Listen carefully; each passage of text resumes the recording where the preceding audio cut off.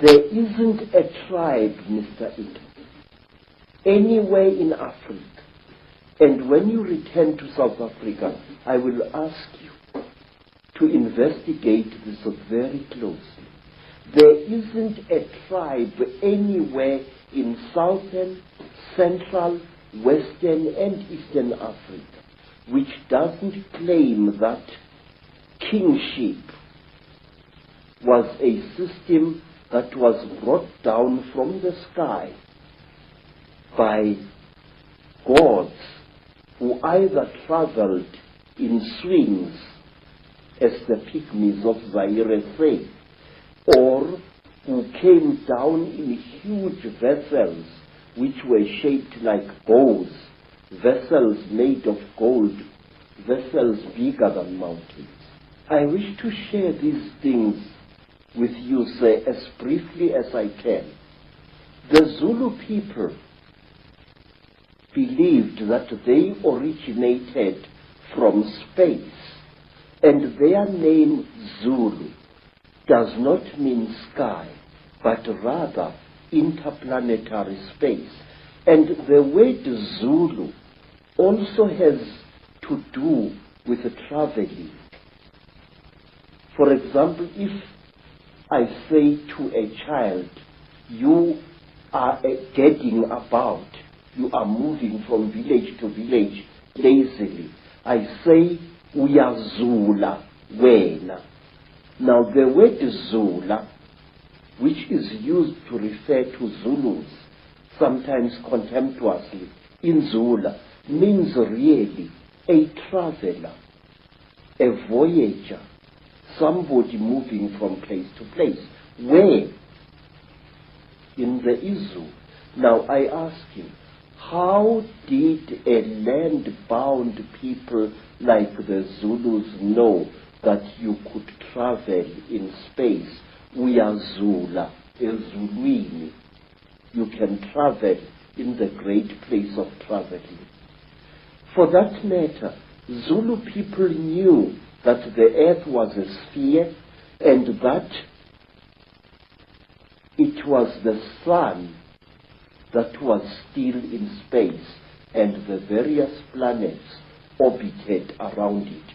I will show you on the other necklace of knowledge. And when a Zulu refers to the earth, he says umhlaba jikelele.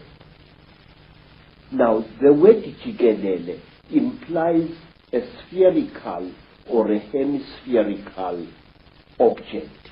But a Mosotho or a Mutswana from Lesotho or from Botswana will refer to the world as lefatshe, which means that which is down here. And he will say, when he refers to the earth's shape, lefatshe ka bophara. Now this word ka bophara means the earth in its width. Thus, a Mosotho or a Mutswana believes that the earth is flat, but the Zulus believe it is either a hemisphere or a sphere. The Zulu people were the first people to know something that is now attributed to Albert Einstein, namely that space and time are one and the same thing. Zulus knew that long before Einstein was born. They said that one other Zulu name for space is umkhathi. Umkhathi. U-M-K-H-A-T-H-I. Umkhathi. And they called time isikhathi. So you can see that Zulus, supposedly a nation of skin-wearing primitives, were aware of the fact that space and time are one and the same thing. And further, that if you could find the river of time you could travel into the future and into the past. And many are the ancient legends which are told in Zululand of a man who traveled through time and accidentally killed a young boy who turned out to be himself in the past, and so he no longer existed. There's an indication on the necklace, I know, around the back that the Earth is round. One of the symbols is indicating that, or a sphere. Yes. But I wonder what you think, Credo, of what is taught to children and students all over the world, in the universities and the fancy academic centres, that actually we are now at the cutting edge of human evolution in terms of technological knowledge and knowledge of the world and the universe, and in fact back in the ancient world, in Africa and North Africa and all over South America, they were just a primitive people. Please, that is a lot of poppycock.